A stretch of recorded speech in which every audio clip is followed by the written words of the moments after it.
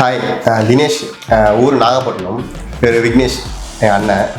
இவர் வண்டி தான் ஆக்சுவலாக இது. வண்டி வந்து 2011 மாடல் பொலிரோ நம்ம வண்டி. வண்டி வந்து ரொம்ப இத்து போயிடுச்சு, இரும்பு துருவனால இத்து போயிடுச்சு. டிங்கிரும் ஒர்க்கு, பெயிண்டிங் ஒர்க்காக நம்ம சரின்னு சொல்லிட்டு விசாரிக்கும் போது யூடியூப் அதெல்லாம் பார்த்துட்டு இருக்கும்போது ஏசியன் மோட்டார் பார்த்தோம்.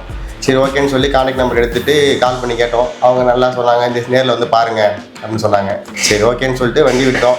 நாங்கள் எதிர்பார்த்து வந்தோம், இந்த அளவுக்குலாம் வேலை பார்த்துருக்க மாட்டாங்க அப்படின்னு நினச்சிட்டு வந்தோம். ஆனால் வண்டி சூப்பராக வேலை பார்த்துருக்காங்க, ரொம்ப நல்லா வேலை பார்த்துருக்காங்க.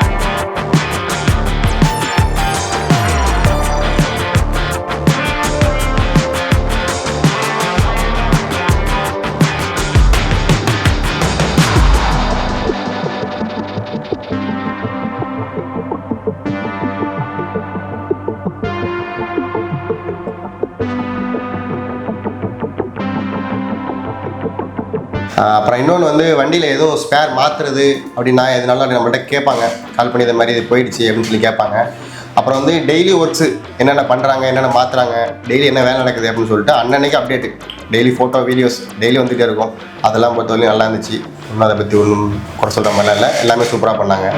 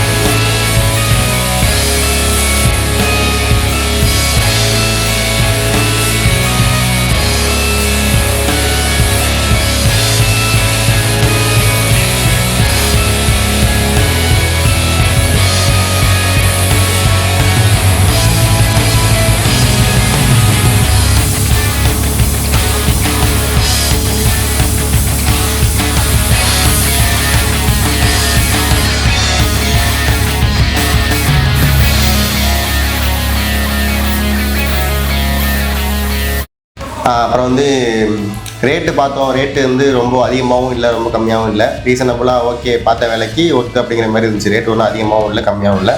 ஓகே, ரேட்லாம் ஓகே.